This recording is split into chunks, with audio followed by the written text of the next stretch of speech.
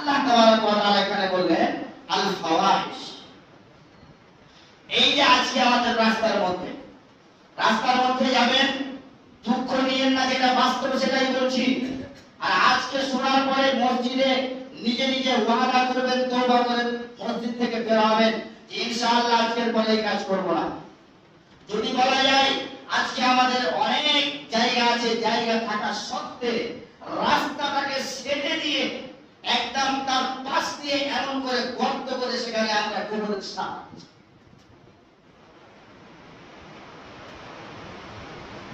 আর আমি আপনি এবং যে করেছে সে নিজেও জানে যে আমার এই গোবরের কাজটা করার জন্য রাস্তাটা ভেঙে গেল, রাস্তাটা নিচে চলে গেল, রাস্তাতে কোনো মুমিন মুসলিমের কষ্ট হবে।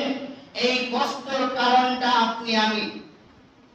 শুধু তাই নয়, এই রাস্তা দিয়ে যাবেন, অনেক বাড়ি ঘর এমন আছে, এমন নয় যে দু একটা, প্রায় বাড়িতে গরু বাছুর ছাগল আছে। দুঃখের বিষয়, ওকে লজ্জাবোধ করা উচিত, ওকে চিন্তা ভাবনা করা উচিত। ওর মধ্যে মানুষের কোনো জ্ঞান নেই। যে লোকটা রাস্তার পাশে গরুর খাঁচা করে গরুর খাবার দিয়ে গরুটাকে এমন ভাবে বাঁধে যেই গরুটা আপনার সম্পূর্ণ সে রাস্তার মধ্যে থেকে সেই গরুটাকে সে লালন পালন করে। বন্ধুরা আমার মুসলিম সমাজ, তুমি যদি এত গরিব হও, তোমার যদি ক্ষমতা না থাকে, তুমি যদি মানুষকে কষ্ট দাও, তুমি যদি মুমিনদের কষ্ট দাও, মহিলাদের কষ্ট দাও, তাহলে তুমি গরু নিয়ে এসো কেন? তোমার জায়গা না থাকলে তুমি গরু বিক্রি করে দাও। তুমি পরের রাস্তায়, মুসলিমের রাস্তায়, তুমি কোন রাস্তায় এসে গরু রেখে তুমি গরু পালন করতে পারো না। বন্ধুরা আমার, আমি যে হাদিস পড়েছি, যতক্ষণ পর্যন্ত কোন মানুষ মুমিন হতে পারবে না, ততক্ষণ পর্যন্ত কোন মানুষ মুমিন হতে পারবে না, যতক্ষণ পর্যন্ত সে নিজে যা ভালো মনে করে ওই কাজটাই তার ভাইয়ের জন্য ভালো মনে না করবে, ততক্ষণ পর্যন্ত কোন ব্যক্তি মুমিন হতে পারে না।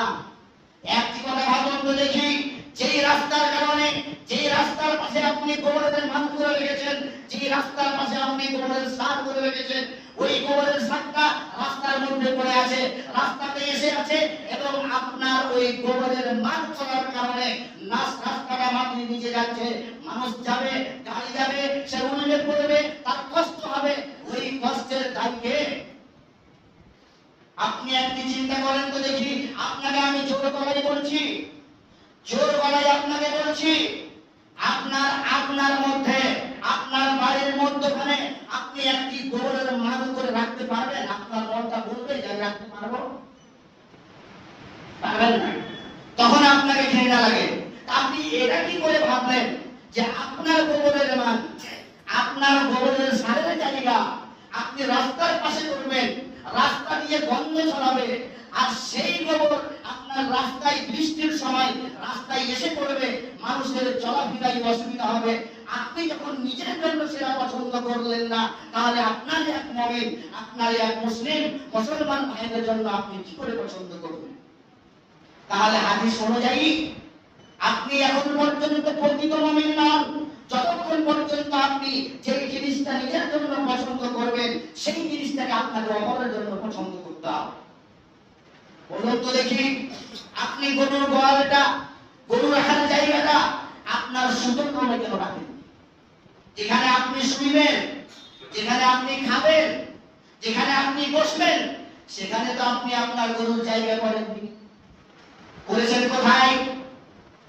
কারণ আপনার এটা মন বলবে না, আমি গ্যারেন্টি দিয়ে বলছি, আপনার মন এটা বলবে না যে আমার গরুটা আমার আগিনার মধ্যে, আমার নিজের গরু, আমি যেখানে খাবো, যেখানে উঠা বসা করবো, সেখানে আমার গরু আলাদা।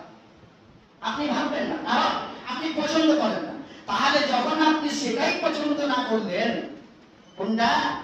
ওই গরু বাঁধাটা আপনার আগিনার মধ্যে, আপনার ঘর লাগোয়া, আপনি পছন্দ করলেন না, তাহলে আপনাকে লজ্জা করা উচিত। আপনার মতো নিকৃষ্ট মানুষ পৃথিবীতে আর হতে পারে না।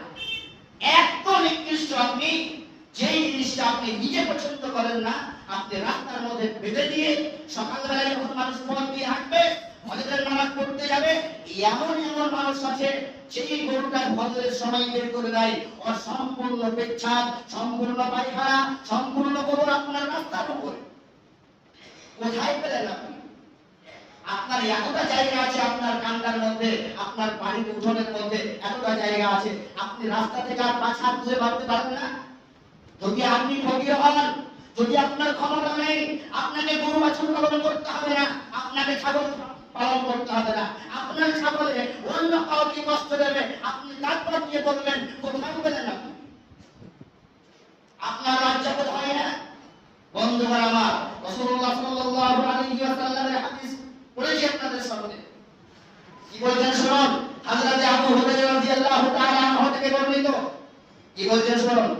মাররা রাজুলুন বিগসলি শাজারাতিন আলা যাহরি তারিকিন ফাকালা ওয়াল্লাহি লাউ নাহইয়ান্না হাযা আনিল মুসলিমিন লা ইউযিহিম ফায়ুদখিলুল জান্নাহ। আল্লাহু আকবার।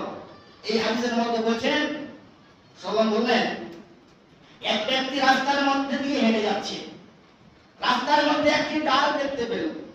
ডালটি দেখতে পেয়ে সে বলছে, আমি এই ডালটিকে, ভালো করে শুনবেন, আমি এই ডালটিকে মুসলমানদের পথ থেকে সরিয়ে দেব, যেন তারা কষ্ট না পায়।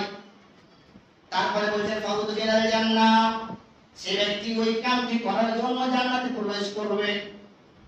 বন্ধুগণ আমার, যদি রাস্তার মধ্য থেকে একটি ডাল সরানোর ব্যাপারে যদি আল্লাহ রাসূল সাল্লাল্লাহু আলাইহি ওয়াসাল্লাম বলেন যে সেই ব্যক্তি জান্নাতে প্রবেশ করবে, কি কারণে সে কারণ কেউ বলেছেন, আমি ডালটি যখন দেখলাম, ওই ডালটি দ্বারা যদি মানুষের কষ্ট হয়, আমি যদি রাস্তার মধ্যে একটি ইট দেখি, যে ইটে মানুষ বেঁধে গিয়ে পড়ে যেতে পারে, আমি যদি রাস্তার মধ্যে একটি কলার ছিলকা দেখি, আমি যদি রাস্তার মধ্যে একটি কলার গাছের ছিলকা দেখি, যাতে করে আমি ভাবছি সেই রাস্তার মধ্যে পড়ে আছে, কোনো না কোনো ব্যক্তি রাস্তার মধ্যে পা দিয়েছে, পিছলে পড়ে যাবে এবং সে কষ্ট পাবে, যদি আমি এই নিয়াতে, এই উদ্দেশ্যে ওই রাস্তা থেকে কষ্টদায়ক জিনিসটাকে সরিয়ে দিই, ফাউদখিলাল জান্নাহ, তাহলে এই কষ্টদায়ক জিনিসটাকে সরিয়ে দিলে জান্নাতে প্রবেশ করবে। আর আজকে চিন্তা করেন, কথাটা যদি আপনাকে কড়া লাগে, বাস্তব বলার কিছুই নেই। আপনার কারণে ধরে নেন বৃষ্টির সময় একদিকে পালা আছে, একদিকে গোবরের মাঠ আছে, একটি বড় গাড়ি ঢুকলো, আমি গোবরের মাঠটা এমন করে করে রেখেছি যেখানে যদি আমার একটুখানি চলে যায় তাহলে তার নিচে মাটি শেষ, কারণ গোবর রেখেছি, মাটি দিয়ে চলে গেছে, যখনই চাকাটা উঠবে গাড়িটা ওখানে পাল্টে যাবে। আমি তখন বললাম কি, যদি আমার একটা বাড়ি থাকে কিংবা আমার একটা 4 চাকা থাকে, তাহলে আমাকে হয়তো কারো বাড়িতে ফেলতে হবে, সেখানে আমার কিছু একটা ক্ষতি হবে। এই হাদিসে কি বলছে যে আমি রাস্তা থেকে কষ্টদায়ক জিনিসটাকে সরিয়ে দিলাম এই উদ্দেশ্যে যেন কোনো মুমিন মুসলমানদের কষ্ট না হয়, আর আপনি ইচ্ছাকৃতভাবে কষ্ট দিচ্ছেন, তাহলে আপনি মুমিন কি করে হতে পারেন?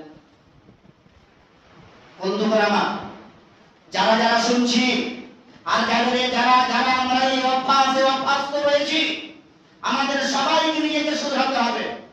যদি না হয় তাহলে আমাদেরকে কাল কিয়ামতের মাঠে জবাব দিতে হবে। আপনি আরো শুনুন, রাসূলুল্লাহ সাল্লাল্লাহু আলাইহি ওয়াসাল্লাম বলেছেন, আল ঈমানু বিদউন ওয়া সাবউন আও বিদউন ওয়া সিত্তুনা শু'বা।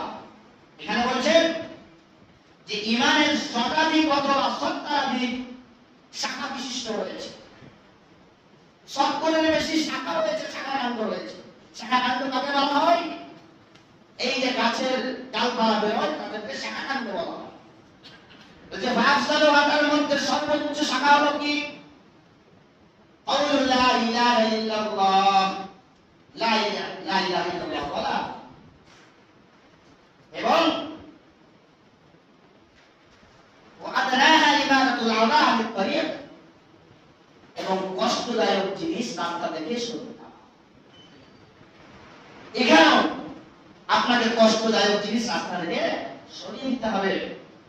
বন্ধুরা আমার, কত বলা যাচ্ছে মানুষকে, ওকে বলেই যান, কিন্তু কোনো ওর মানে মাথায় কাজই করে না। আপনাকে কত বড় ভুল আমাদের গ্রামেই আছে। আপনি এখান থেকে হেঁটে যান, এই মাঠটা পার করেন, এমন সময় আসবে আপনাকে গাড়ি থেকে দাঁড়িয়ে নেমে এসে আপনাকে রাস্তা পরিষ্কার করতে হবে। আপনি কেন করবেন এই ধরনের কাজ? কি উদ্দেশ্যে করছেন? আপনার জায়গা নেই, আপনার জায়গা তো পড়ে আছে। জয়টা বাড়ির এরকম হচ্ছে, আমাকে বলে আমি ওপর জায়গা দেখিয়ে দেবো, যদি তাকে সেই জায়গা পছন্দ না হয়, বলে আমাকে আমার জায়গা পছন্দ না, আমি এখানে ভাবতে পারবো না। তাহলে তুমি কি করছো? তুমি যেটা নিজের জন্য পছন্দ করছো না, অন্যের জন্য পছন্দ করছো। হতেই পারে না। কেন তুমি পছন্দ করবে অন্যের জন্য? তোমাকে যখন তোমার নিজের জন্য পছন্দ নয়, তাহলে তুমি অপরের জন্য পছন্দ করতে পারো না। বন্ধুগণ আমার, রাসূলুল্লাহ সাল্লাল্লাহু আলাইহি ওয়াসাল্লাম আরেকটি হাদিসে বলেছেন, قال إياكم والجلوس على الطرقات। কি বলছেন? হে সাহাবীরা, তোমরা রাস্তাতে বসা থেকে বাঁচো, রাস্তায় বসিও না। শুনবেন ধ্যান দিয়ে, রাস্তায় বসিও না। তিনারা বললেন, فقال ما لنا بد، আমাদের তাছাড়া কোনো উপায় নেই। ইন্নামা হিয়া মাজালিসুনা নাতাহাদাসু ফিহা, আমরা রাস্তার পাশে বসে কিছু গল্প গুজব করি, আমাদের কথাবার্তা বলে থাকি, আমরা রাস্তার পাশে বসতেই হয়। আমাদের কি করতে হবে? সাল্লাল্লাহু আলাইহি ওয়াসাল্লাম, যদি তোমরা রাস্তার পাশে বসতে চাও তাহলে শুনে নাও, তোমরা রাস্তার পাশে বসলে তোমাদেরকে রাস্তার হক আদায় করতে হবে। সাহাবীরা বললেন, ইয়া রাসূলুল্লাহ, রাস্তার আবার কি হক? রাস্তার আবার কি হক? আপনি রাস্তাতে বসলে আপনাকে রাস্তার হক আদায় করতে হবে। রাসূলুল্লাহ সাল্লাল্লাহু আলাইহি ওয়াসাল্লাম বললেন, সর্বপ্রথম قال غض البصر وكف الأذى ورد السلام وأمر بالمعروف ونهي عن المنكر। আল্লাহ, কোথায় আছি আমরা? রাস্তার পাশে বসে আছি। সাল্লাম বললেন, তোমরা রাস্তার পাশে বসলে তোমাদেরকে হক আদায় করতে হবে। সর্বপ্রথম হক হচ্ছে কি, তোমাদের দৃষ্টিখানাকে নিচে রাখতে হবে, তোমাদের চোখকে নিচে রাখতে হবে। আমরা কতদিন দেখি রাস্তার মাঝে বসে আছি, কিছু মহিলা রাস্তা দিয়ে যাচ্ছে, মহিলার দিকে ফ্যাল করে চোখ দিয়ে তাকিয়ে আছে। আল্লাহ রাসূল সাল্লাল্লাহু আলাইহি ওয়াসাল্লাম বললেন, না, তুমি যখন রাস্তার পাশে বসবে সর্বপ্রথম তোমার চোখখানাকে নিচে রাখবে, দৃষ্টিকে নিচে রাখবে। ওয়া কাফুল আযা, এবং মানুষদেরকে কষ্ট দেওয়া থেকে বেঁচে থাকবে, কষ্ট দেবে। ওয়া রাদ্দুস সালাম, যতজন তোমাকে সালাম দিবে তুমি সবারই সালামের উত্তর দেবে। ওয়া আমরুন বিল মারুফ, সঠিক কথাটা বলবে, অন্যায় কথা থেকে তাদেরকে বাঁচতে বলবে। তাহলে পাঁচটি হক, ওর মধ্যে একটি হচ্ছে কি, কষ্ট দেওয়া থেকে বেঁচে থাকতে হবে। আপনাকে বলি, এই রাস্তা দিয়ে আসবো, হয়তো রাস্তা দিয়ে 7টার সময় আসছি, আপনাকে চেয়ার নিয়ে, আপনাকে টেবিল নিয়ে, আপনাকে বেঞ্চ নিয়ে রাস্তাতে বসার কি আছে? আপনি দোকানে বসবেন, তার জন্য আপনি রাস্তাতে আপনি বসবেন? একটি গাড়ি আসবে, আপনাকে হর্ন দিয়ে ব্রেক করে তারপরে আপনাকে সরিয়ে সে আসবে। কেন আসবে? আপনি দোকান দিয়েছেন, আপনি জায়গা করুন, আপনি জায়গাতে বসান। আপনি বসেছেন যখন, তো আপনাকে 5টি যে আপনার দায়িত্ব রয়েছে, সেই দায়িত্ব আপনাকে মানতে হবে। এই ব্রিজ আছে, ব্রিজে বসে আছি, কিছু মহিলা যাচ্ছে, হা করে বসে আছি, লজ্জা শরম বিক্রি করে খেয়েছি, রাস্তায় যা হকটাকে শেষ করে ফেলেছি। আমার দৃষ্টি কি হচ্ছে না, মানুষদেরকে কষ্ট দিচ্ছি, ঠাট্টা করছি, রাস্তা দিয়ে হাঁটছে, মানুষকে ইশারা করা, মানুষকে কিছু বলে উস্কে দেওয়া, এই সব বিভিন্ন ধরনের মানুষকে কষ্ট দেওয়া থেকে বেঁচে থাকতে হবে। ওয়ালাইকুম সালাম, অনেকেই আছে ওকে সালাম দিলে ওর উত্তরটা মুখ দিয়ে দেওয়াই না, রাস্তায় বসে আছে, মানুষ সালাম দেবে, সালামের উত্তর দেয় না, রাস্তায় বসে আছেন।